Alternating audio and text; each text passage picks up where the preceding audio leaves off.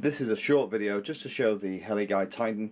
It's a very large coax helicopter, so if you're somebody that's coming into the hobby that wants to get everything in one box and have a model that's easy to fly and that will give you a little bit of room to grow, this is definitely something you should be thinking about. First thing to mention is this model's size. Let me move these pieces out of the way. It's big. If I compare it to something like a Blade MSR, which is the normal kind of little helicopter that people play with indoors, that gives you an idea of the size of this thing. So it's probably between a 450 and 500 class helicopter. So it's got a nice bit of weight to it. So rather than being a much smaller version of a coax that you tend to find in the kind of the supermarkets and John Lewis's and places of the world, this is a proper model. So it comes with everything you need to fly. So it comes with the helicopter, it comes with the charger, and also comes with a 2.4 gigahertz transmitter. Also comes with a manual as well, with all the instructions and bits and pieces in there too. Transmitter itself, nice transmitter actually. This one even has a backlit display. There is a little piece of paper in the box that tells you how to change it from mode 2 to mode 4. Mode 4 is what you really need if you're in the UK and you're used to flying the rudder and throttle and then elevator and aileron on this side. It's quite nice that you've actually got all the displays on the front of the radio. All you need are 4 batteries to go into the back, and then that's ready to go. Trims along the side so that you can trim it in flight, but with it being a coax, it's very, very stable in the hover. I found that I just had to put a little bit of trim towards the back because it drifted forward, and a little bit of trim to the right, and it would sit in the hover with sticks off. It's Lipo powered, so it comes with a Lipo Charger which you plug the battery into. The really nice thing about this, which I really like, is that the actual cables for charging the battery come out the side here, so you can charge the battery in situ. You never leave a Lipo battery unattended when you're charging it, but it does mean that if you don't want to take the canopy off and do all those bits and pieces, you can. And to plug it in, there's actually the power lead here and a little port at the side, so plugging the model in is something that you can do without having to remove the canopy, which is a nice touch. Inside the box as well, you also get a spare set of blades for both the top and bottom sets. And one of the things that I really like on this, and hopefully you can see this on the camera, just move it around so you can see it slightly better, is there is a rubber strip that runs down the front and along the tip of each blade. So that's a nice little idea. So it means if you do strike anything, the blades aren't going to shatter, and also whatever you hit isn't going to get as damaged, because these blades do turn at a reasonable pace, and because they're reasonably large, the tips are moving at a fair old pace. And then you have the flybar at the top for stability.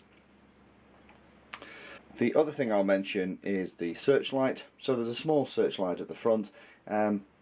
Like the idea of this, actually, I don't think it's it's a little bright white LED that also gives you an idea of what the model's doing. So when it's all bound and ready to fly, it's nice and steady. Will help with orientation if the model's a little bit further away and it's not a very bright day. So if you can see the lights, you know that it's facing towards you.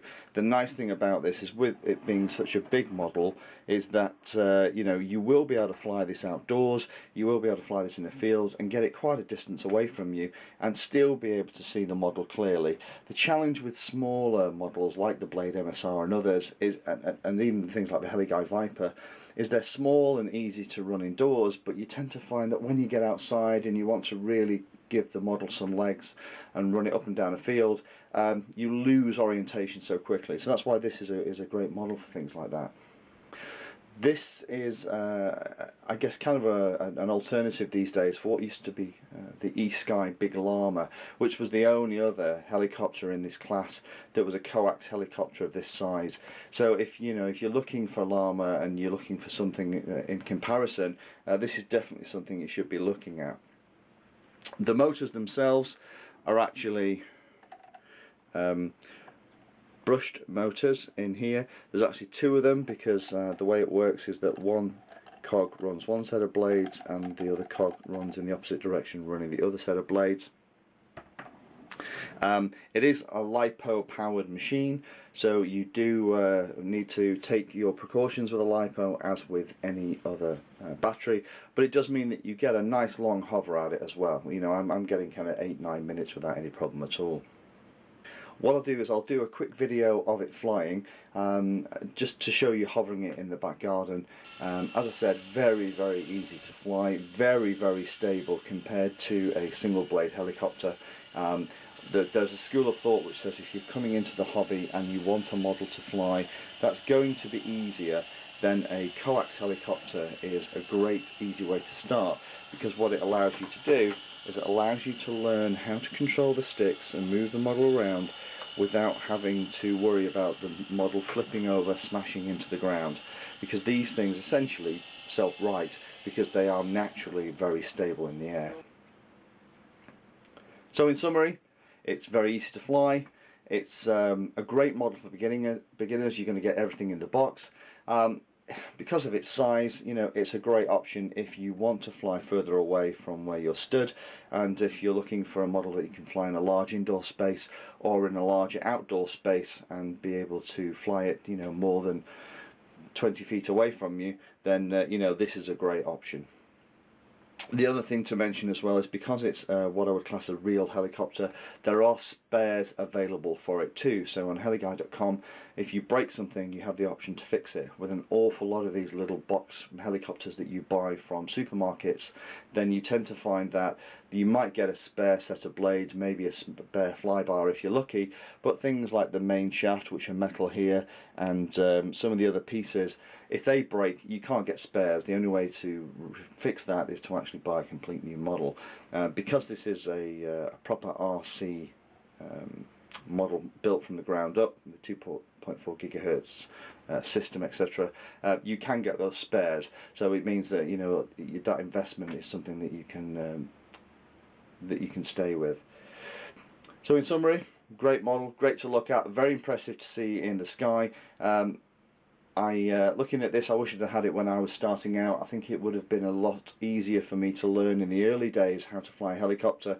I learnt on a 4-channel single bladed machine, and spent many months trying to get that thing in the air, and also go through lots and lots of spares, particularly blades, and unfortunately lampshades also seem to be something I went through quite quickly as well, as I would occasionally clip those with the model.